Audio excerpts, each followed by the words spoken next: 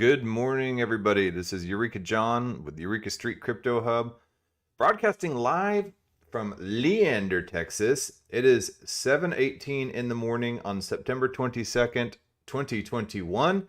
I tried to broadcast on Theta TV because that is where I normally broadcast live from, but it's not been working for me in the past week or so. And I've tried to do float.app. I did that yesterday and that worked just fine too. But I was in a pinch this morning, so I just decided to go ahead and do the old YouTube.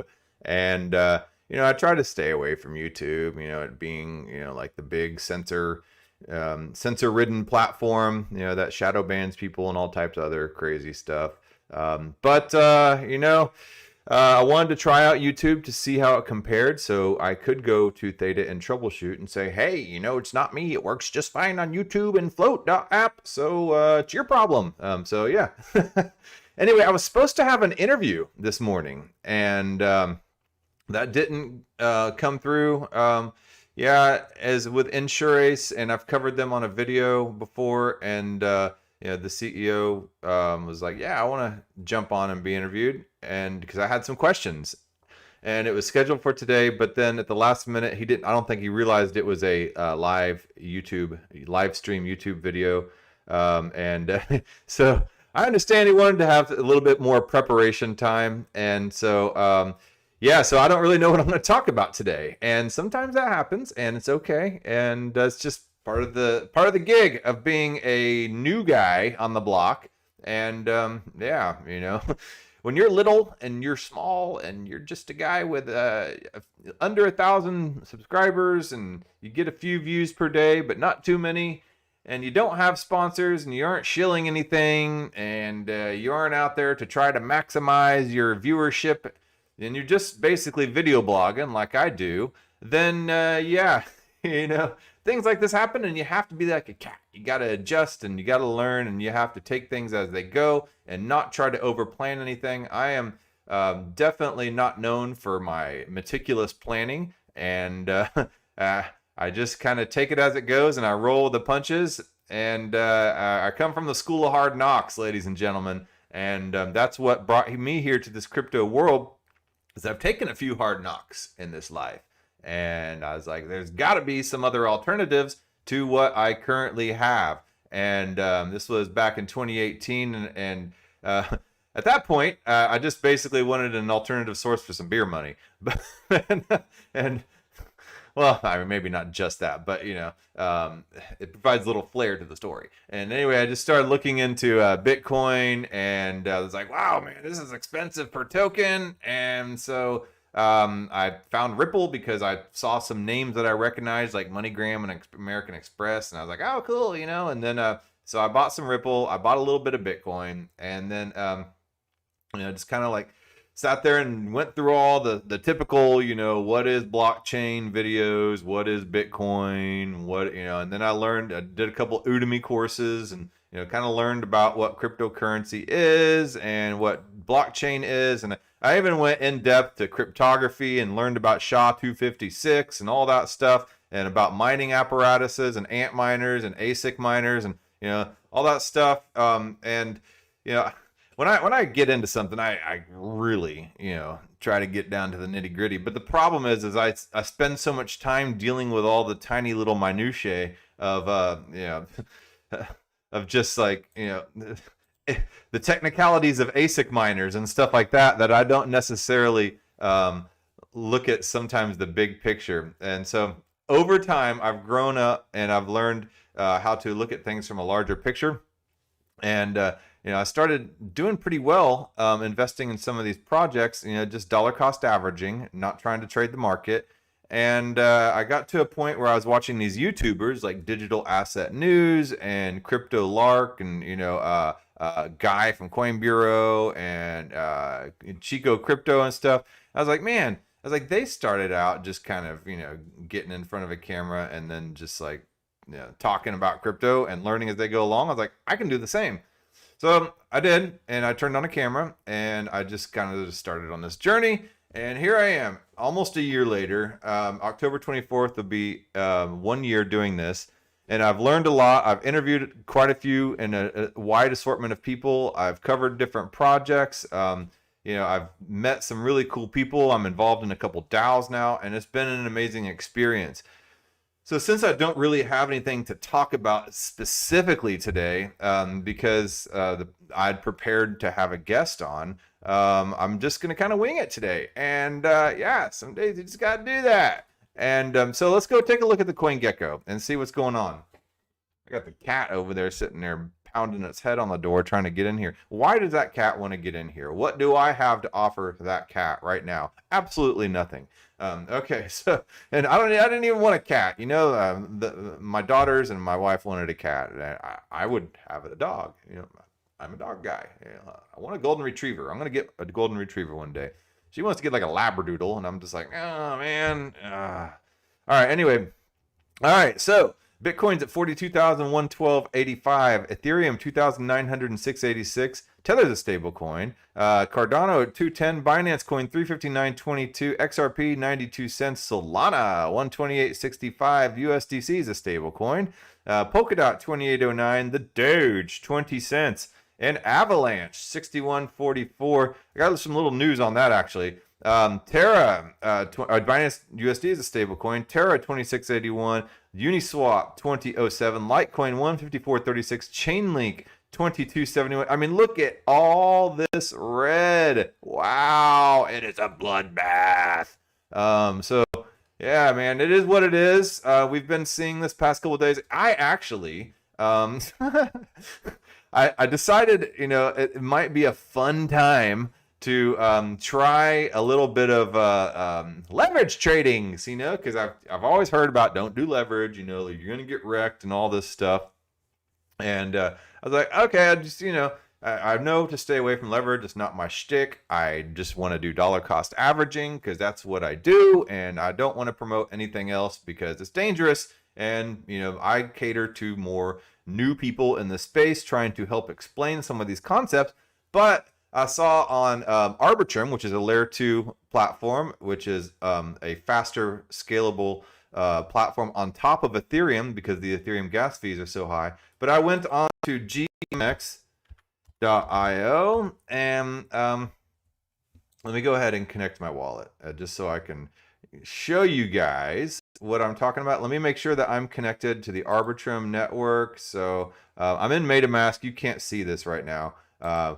It's because it just drops down. Okay, so I connected my MetaMask to it. So GMX.io is on the MetaMask platform. So let's go to the Earn platform. I have some GMX tokens locked up. The value has dropped down to 1260. I'm losing money there. However, the beauty about staked tokens, it doesn't matter about the value of the token. You still get the percentage and you get staked tokens. So when it goes back up, you're still receiving the same percentage you would just by staking. And I have some GLP, not a whole lot on here, but just, just enough just to kind of play around. See, that's what I like to do, is I like to learn by doing. It's like skateboarding. You can't read a book about skateboarding. You have to go out there and like pay your dues, get knocked out, get your scrapes, bruises, broken bones, and all that stuff. And you learn and you keep getting back up and you keep trying, even though you get knocked down a million times until you roll away with that landed trick.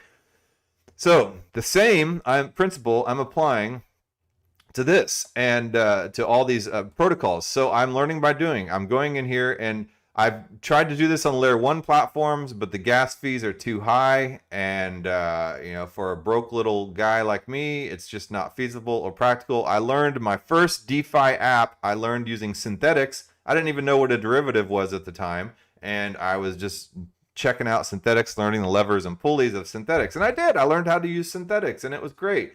And synthetics is a pretty amazing platform. But the problem is that part of it was on layer 1 and I just don't have enough money to play in that type of ball game.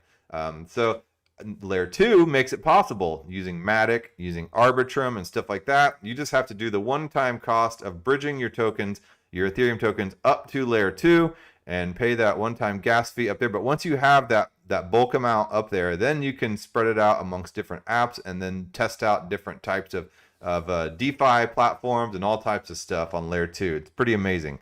So if you want to learn DeFi, don't learn it on layer 1. Go to layer 2 on Matic, Polygon, or on Arbitrum. Okay, and all right. So anyway, I decided to go over here to the trade window, and all this looks pretty intimidating. All this red and green up and down, and the candles and wicks and all that stuff, and all the stuff that the technical analysis people sit there and play around with and analyze. And I thought that I would try some leverage trading because I hear a lot about it. And right here's the little, let me expand this out so you can see. Whoops, hold on. Okay, so let me expand this out. And okay, and let me bring this in.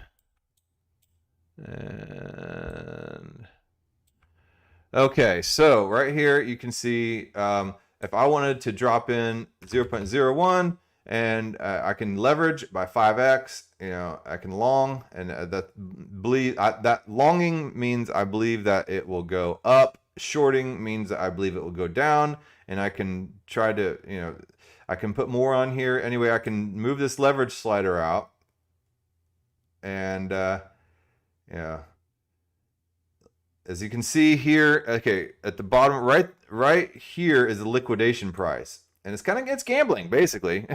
I mean, I'm not going to pussyfoot around it. It's straight up gambling. This is Wall Street style gambling right here. Anyway, yeah. So the liquidation price goes higher, so it's more of a risk the more leverage you put on it. So I could win 30 times the amount of 0.01 Ethereum. I could win 0.29 Ethereum, but the liquidation price is 28.60, and yeah. But I just did 5x at the time, and I put in right around, I can't remember what price I had put in at, but my liquidation price was 2,788.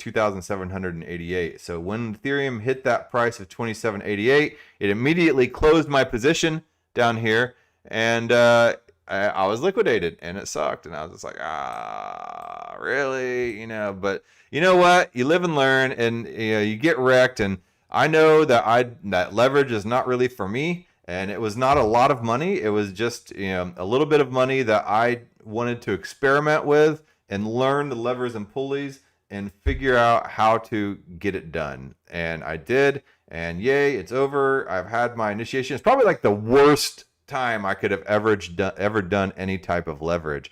But hey, it is what it is. And yeah, so I'm not too worried about it. Now I know, and now I've earned my leverage stripes, and I've paid my dues in that aspect. So this is, I think, layer 2 solutions are kind of a relatively safe way to kind of poke around and experiment with it if you have a few dollars to spare to learn the apparatus. And I just call it an educational expense at that point, right?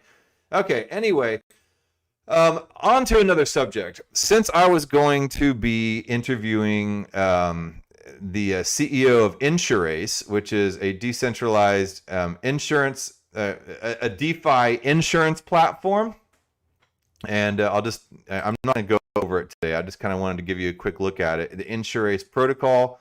And I'm gonna talk about a particular hack today. And so Vee Finance hack. So Vee Finance got hacked, I believe, for $35 million, and that is on the Avalanche platform. And I know Avalanche has been doing extremely well lately, and has had a lot of hype, and a lot of people are saying, yeah, Avalanche is going to supplant Ethereum killer. I don't believe in Ethereum killers. I think they're all going to work together in certain niches and stuff like that. I try to take a neutral approach to that, but Avalanche's DeFi platform, got hacked, and it suffers a $35 million hack. A recently launched DeFi protocol, Vee Finance, has fallen victim to an exploit with as much as $35 million siphoned out. Decentralized finance platform Vee Finance has reported it was exploited for a total of 8,804.7 Ethereum, around 26.2 million, and 213.93 Bitcoin, around 9 million, temporarily suspending services. Vee Finance is a lending and borrowing protocol built on the Avalanche blockchain that offers both flexible and fixed returns on crypto deposits. In less than a week since its launch on September 14th, the platform boasted that the total value of assets locked surpassed $300 million. After today's news, that sum is now at least $35 million lower.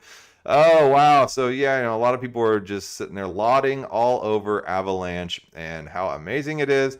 And it just goes to show that no matter what platform you're on, you're susceptible to risk in this DeFi world. The DeFi is truly the Wild West, and there's no ifs, ands, or buts about it. But it does not justify the people like Elizabeth Warren to go around and, try to offer us protection. Like, we know very well what we're getting into, and word spreads quickly around the crypto world about hacks, about nefarious actors, about people that are malicious with malicious intent and stuff like that. And the community looks out for each other. As it grows, yes, there's going to be some people that fall victim to this type of stuff, and that is the risk that people should accept whenever they want to take control of their own finances. But it is a double-edged sword. We do not want to be under the thumb of the banking and the nation states as far as our finance, because we want to have autonomy and freedom of our financial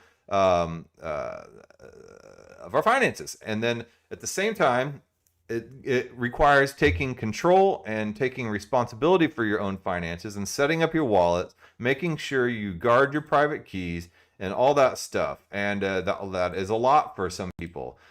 So it's a balancing act. So anyway, Vee Finance funds safe. In a consequent blog post, Vee Finance stressed that the platform stablecoin sector was not affected by the attack. However, the team couldn't confirm the user funds were safe. According to address monitoring, the attacker has not yet transferred or processed the attacked assets any further, Vee Finance said. We are actively dealing with it and have proactively communicated to the attacker on the chain. So that's the thing about these hacks, is the victim can see where all these funds are going because everything is transparent on the blockchain. So yes, it's anonymous, but it's public. Unless they start using things like I believe it's Tor and there's some Tornado and stuff like that are able to hide this stuff. Aside from that, I believe that everything is public. And then so they wrote a message. Dear Mr. and Mrs. 0x95BA, this is so initially in a tweet addressed directly to the supposed hacker, Vee Finance said they're willing to launch a bounty program for the bug they identified, urging the attacker to contact the team. So Vee Finance is trying to communicate with the hacker, saying, hey, we realized you got into it, so we're willing to give you a bounty. This is Vee Finance team. We're willing to launch a bounty program for the bug you identified. Please connect us via email or other contact you prefer, because there is such a thing in the hacker world as white hat and black hat hackers. Black hat hackers are the malicious hackers, that steal your stuff. There are people who deem themselves as white hat hackers. They basically sometimes they're hired by companies to try to break in their system so they can detect vulnerability, and other times they are just concerned citizens. I've heard on some podcasts, I can't remember which one it was, but they were talking about this white hat hacker who was going in the back door of this router and was trying to tell the company as an anonymous hacker, but a white hat one, hey, you have this problem, and all that stuff. And then, kind of it just backfired on him. He's trying to help out this company, saying he has this problem. He broke into this and he left these little notes in people's routers saying, look, you have a vulnerability. I'm trying to tell you. And then I believe he ended up getting in trouble for it. And that sucks. At the same time, I don't know. People, you try to do the right thing. Oh, man. So anyway, let's go on to another subject. I did have something else I booked to see. Like I said, I'm not worried about not having something to talk about. I always have something to talk about. So just because an interview might get backed out does not mean that it will be an issue for me to find something to talk about. Okay, so let's see, where are you at? I discovered this Mark Moss right here. He's a YouTuber as well, and I recently discovered him yesterday. There's some dangerous changes to banking as we know it. While you are distracted, the government is quietly sneaking new legislation to change banking, and this has a massive impact on you, your privacy, and your money. A thread. Okay, so one, as most of you have seen, let me expand this out so you can see better. All right, so let me bring this in, and then let me expand this out. All right, so all right. And all right, and you don't need to see all that. Okay, so and let's do this. Oh, there. And we'll do that, and then we'll expand that out. Okay. I think I got it to where everybody can kind of see it. Okay. Big money, no whammies. Okay. As most of you have seen, the government has been sneaking all types of new regulations into the stimulus bills. The crypto world united to push back on the changes to sneaky regs, and the pending $3.5 trillion bill has plenty, including turning banks into spying assets and weaponizing the IRS. It's absolutely true. To pay for the spending bill, they tried to sneak in an anti-crypto bill, and Elizabeth Warren was behind it and all this other stuff. Through some infrastructure bill, and all the crypto people saw it and they brought it to light. And while it still passed through, it brought a lot of awareness that the crypto world is out there and watching these people. So you can't just be poking the stuff through bills. Anyway, to pay for the spending bill, they must try to find the money by tightening holes and increasing taxes. The idea is to monitor every single bank account with $600 plus and report every transaction, including Venmo, PayPal, and crypto, to the IRS for full ongoing audits. So in order to pay for their $3 trillion spending bill, they're clamping down on the American public, thinking they can squeak out an extra $80 billion out of everybody by monitoring any bank account with $600, because they want to stop all these billionaires from evading taxes by tightening up on people with $600 in a bank account, right? Anyway, there are numerous problems with this. Let's take a look. Let's take a look at three briefly. First, the Bank Secrecy Act of 1970 did require banks to keep records and report on cash transactions of $10,000, but $10,000 in 1970 is equivalent to $69,000 today. So that limit should go up, not down to $600.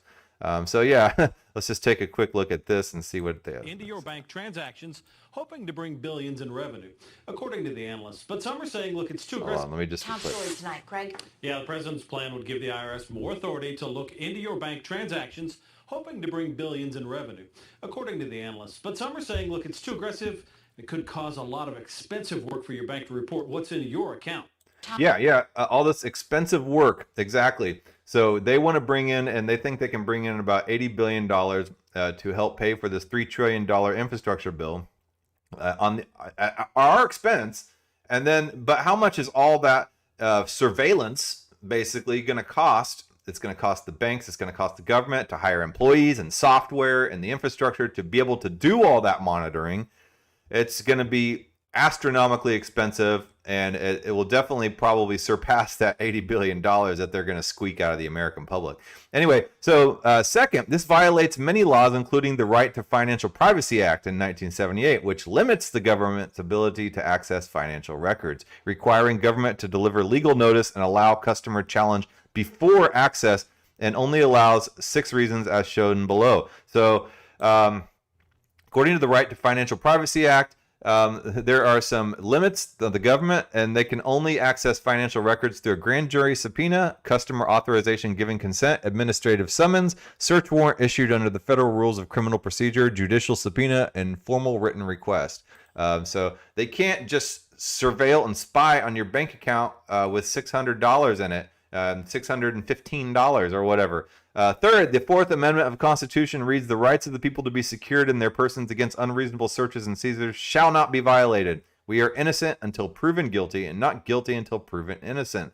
And the Fourth Amendment of the Constitution reads, The right of the people to be secured in their persons, houses, papers, and effects against unreasonable searches and seizures shall not be violated, and no warrants shall issue upon probable cause supported by oath or affirmation, and particularly describing the place to be searched and the persons or things to be seized. But the Treasury Department said there's no reason for compliant taxpayers to be concerned, saying that monitoring would simply help target those committing fraud. It's for your protection, right? Always for your protection. Sure. Yeah. I hear you. All right. Fourth, a more serious problem is the IRS has a history of weaponizing against specific groups to threaten, harass, and shut down. Under Obama admin, IRS targeted Tea Party groups. Okay, so yeah, I remember that, and I'm not a member of the Tea Party or anything, but still, I was just kind of like, it's not a good look, Anyway, 7, this isn't partisan, but anyone with this power could use it against the opposition, which is exactly what the Obama administration did. IRS Chief Lerner lied under oath, claimed the 5th, but information released showed the crime and the lawsuits and claims were paid out for damages. Okay, so she got away with it, basically. She ended up retiring, full pension and everything, even though she lied under oath and basically, So anyway, what most are missing is this is also an attack on the banks. Passing these types of surveillance requirements onto banks forces them to deliver the data that they are not able to collect, to spend huge sums of money to attempt to comply. Most won't be able and will be in contempt of court, basically. So a lot of people think that I'm out against banks. And I do think we should all go bankless. I'm a member of the Bankless DAO, and I believe in the whole mission of financial autonomy and stuff like that. And I do think the banks are a major problem. However, smaller banks are not the problem. Small community banks, I don't believe, are the problem. They do have to comply with what this surveillance is going to require. Is that they have to sit there and report on all this stuff to the feds. And it's going to cost huge sums of money to be able to do this stuff, to collect and deliver this data and to enforce it. So what's this going to do? It's going to put a lot of banks out of business. So let's listen to what they have to say here.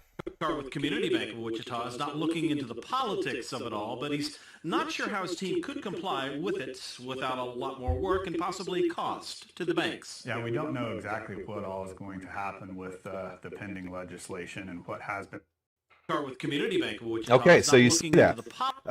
It's going to cost the banks a lot of money, and a lot of smaller community banks are going to be driven out of business. So there goes your local advocate, your local financial advocate, the person who knows why you want to open up a taco stand and knows you from the community and stuff like that, and will lend you money to do that. Nope.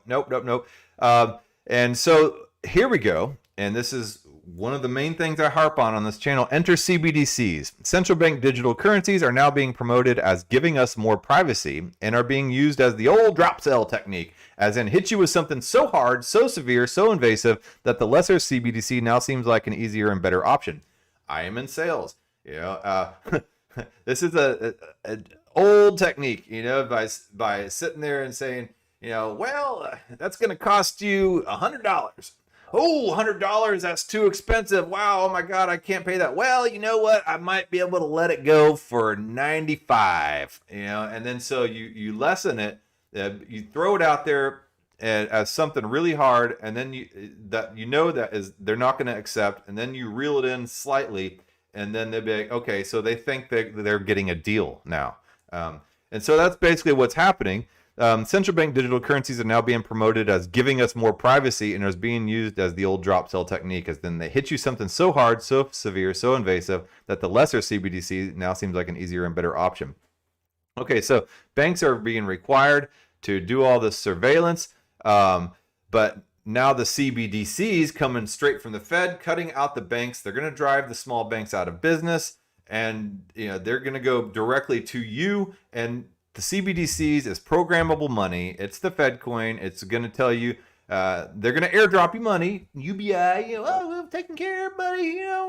So they're going to tell you how much to spend, how much you're going to get, how fast you need to spend it, where you can spend it. I don't know if you guys have ever been on probation or not. I mean, I've been on probation before, and it sucks. But there's a lot of things you can and can't do.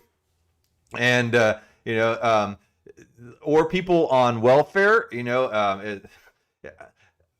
I'm not saying that people on welfare should be able to buy beer and cigarettes with their welfare money, but it's just the whole concept of, there are certain items that people are limited and not limited to. And what if, for instance, you try to order pepperoni pizza and you're not allowed to because your IoT device is telling your phone, that's telling your bank account that's run by CBDC, because it's not a bank account, it's a FedCoin account, and it's telling you that your cholesterol is high. And so you can't order that pepperoni pizza, so, and then you say you get $500 for the month, and you have to spend that $500 in that month, and you're not allowed to save it, because your FedCoin, your CBDC, your programmable money will basically burn that money in your wallet if it's not spent by the end of the month, so you can't save anything. And so it's so invasive in all our lives as CBDCs. So while local community banks and banks may seem like they're all up in our businesses with these loans and stuff like that, in a lot of ways, the small community banks are working for us, and they don't have bad intentions for us. Anyway, so number 10, I'll finally get to it. CBDC also allows the central banks to open accounts directly to the people, bypassing the need for commercial, local, regional banks, and ultimately even bypassing government central banks and just allowing the IMF to issue CBDCs directly to the people, compressing the stack. You will own nothing and you will be happy. You will be airdropped by the world government, So as you can see here, and I had a friend over the weekend being like, well, America and Chase Bank and all that stuff, they own everything. They're not going to let any CBDCs come into play, all that stuff. I'm like, no, those people answer to the BIS and the IMF, and the Bank of International Settlements is the bank that sits there and loans other banks money, and they loan national banks money. What is it? I can't even think. They loan countries money, and if these people are going direct to us, the world central bank, then there is no need for any national currency. There's no need for any local branches, and they are so far removed from you, yet they're making decisions about your day-to-day life. Okay, so number 11, are central banks taking over the world, limiting choice and consolidating power? More evidence as we are approaching peak globalization, but the pendulum is about to swing the other way. Okay, all right, so then he's just promoting his video. So anyway, I thought it was a pretty good thread, just in plain language about what is happening with this $600 bill. It seems pretty nuts. Nutso. All right, so with that being said, this morning was kind of an interesting morning. Like I said, I'd planned on having an interview, and I did not have an interview because right at the last minute they said, oh, by the way, we want to prepare for this and we can't come on. So I had a POAP NFT all ready to pass out. I had everything lined up and my video screen all set up ready as an interview, so I had to scramble around. And then at that point, Theta Network was not streaming very well for me, so I just ended up here on YouTube. So if you're seeing me here live streaming on YouTube, this is serendipity, right? Yay! But this is my show, and this is what it's about. And I roll with the punches, and I learn and I adapt, and this is why I do this show. I don't do this to be some kind of professional, live streamer or YouTuber or influencer or anything like that. This is me learning about crypto as I go along and documenting my journey, and this is part of my journey. So yes, I do this every single day, Monday through Monday, and so catch me in the morning. I'm usually on around, I guess, 5:30 or 6 in the morning, and then on the weekends a little bit later, and then so all right, that being said, I will talk to you guys tomorrow.